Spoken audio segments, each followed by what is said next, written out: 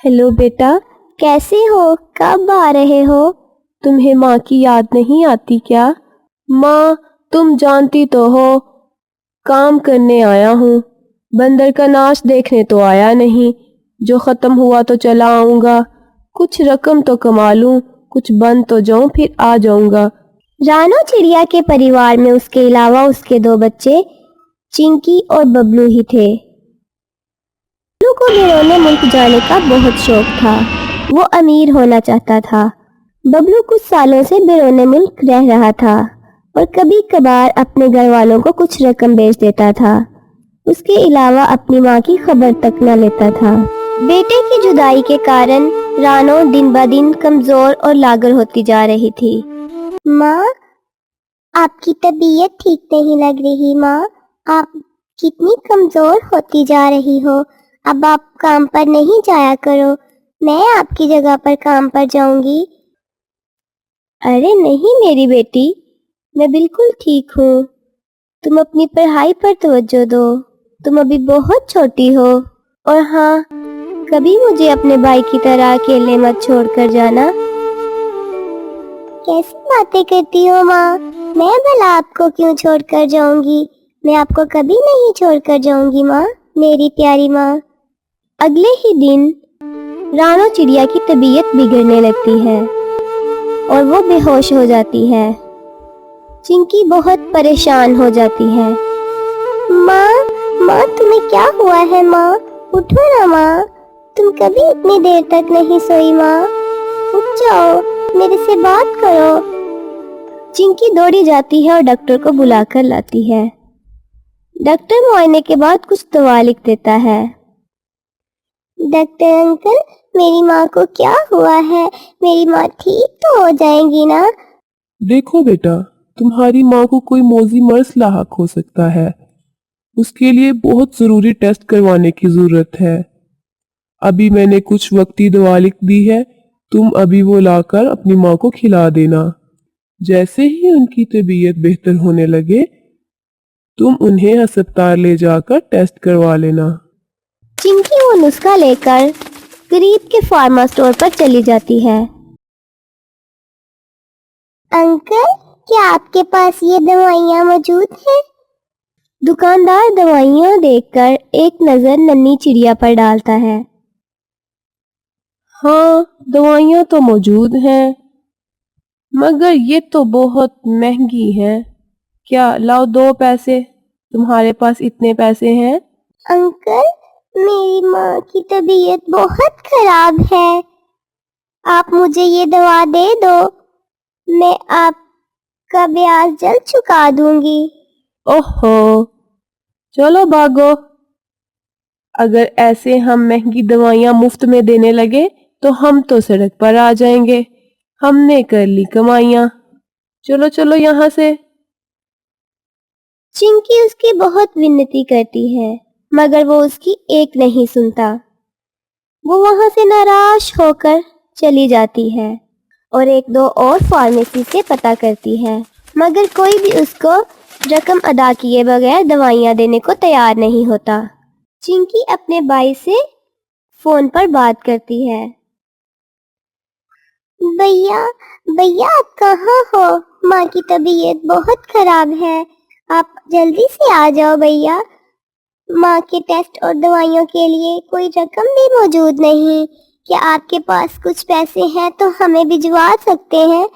मुझे बहुत दिनों से कोई काम नहीं मिल रहा, तो पैसे कहाँ से आएंगे?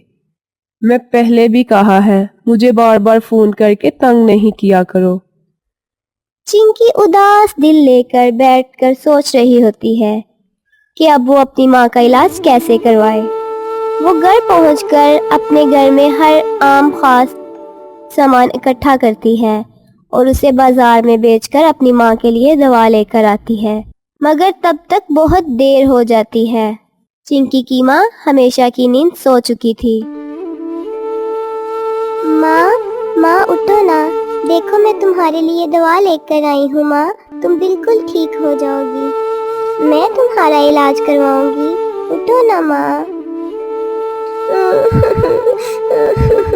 मेरी माँ को क्या हो गया है? माँ उठो ना। لیکن رانو کی طرف سے کوئی جواب نہیں آتا۔ چنکی بہت روتی ہے کیونکہ وہ جان چکی تھی کہ اس کی ماں اس کو ہمیشہ کے لیے چھوڑ کر جا چکی ہے۔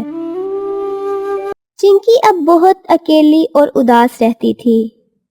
کچھ سمے بیتتا جاتا ہے مگر ماں کے جانے کا غم ابھی بھی دل سے لگائے بیٹھی ہوتی ہے۔ ایک دن وہ دل بہلانے کو گھر سے نکلتی ہے۔ ساتھ والے ہی کھیت میں اسے ایک پیڑ کے نیچے ایک ننھا پنچھی زخمی حالت میں دکھائی دیتا ہے۔ وہ اس کے پاس جاتی ہے۔ ارے یہ تو سیٹھ جوہر لال کا بیٹا ہے، یہ تو ماں کی مالکت کا بیٹا ہے، مجھے اسے اس کے گھر چھوڑنا چاہیے، اس کے ماتا پتا اس کے لیے پریشان ہوں گے۔ وہ فوراً اسے اس کے گھر لے آتی ہے، جہاں اس کے ماتا پتا اس کی کھوج کروانے کے باوجود اسے نہ پانے پر پریشان حال بیٹھے ہوتے ہیں۔ ارے ارے ارے میرے بچے کو کیا ہوا؟ اٹھو بیٹا، اٹھو بیٹا، میرے بیٹے کو کیا ہو گیا؟ چنکی ساری بات بتاتی ہے۔ جوہر لال فوراً اسے ایک اچھے ہسپتال میں لے جاتا ہے۔ کچھ دن بعد ہی وہ ایک دم بیوست ہو جاتا ہے۔ جوہر لال اور اس کی پتنی اس ننھی چڑیا کا دھنیہ واد کرنے اس کے گھر جاتے ہیں۔ چنکی بیٹا، تمہارا دھنیہ واد۔ اگر تم اسے اس دن ٹھیک سمے پر نہ لے کر آتی تو شاید ہم اپنے اکلوتے بیٹے سے ہاتھ دھو بیٹھتے۔ تمہیں کسی بھی چیز کی ضرورت ہو، کوئی بھی مدد چاہیے ہو، تم ہمیں کہہ سکتی ہو۔ اور ہاں، تم اپنی پڑھائی کرو، میں تمہارا خرچ اٹھاؤں گا، اور تمہارا جو بھی خواب ہے اسے پورا کرو۔ چنکی بہت خوش ہو جاتی ہے اور وہ دل لگا کر پڑھتی ہے اور ساتھ ہی پارٹ ٹائم جاب بھی کرنے لگتی ہے۔ پڑھائی مکمل ہونے کے بعد اس کے بہت اچھے گریڈز آنے پر اسے بہت بڑی رقم اسکالرشپ میں ملتی ہے، اور اس کے علاوہ اسے بہت بڑی کمپنی سے جاب آفر بھی آنے لگتی ہیں۔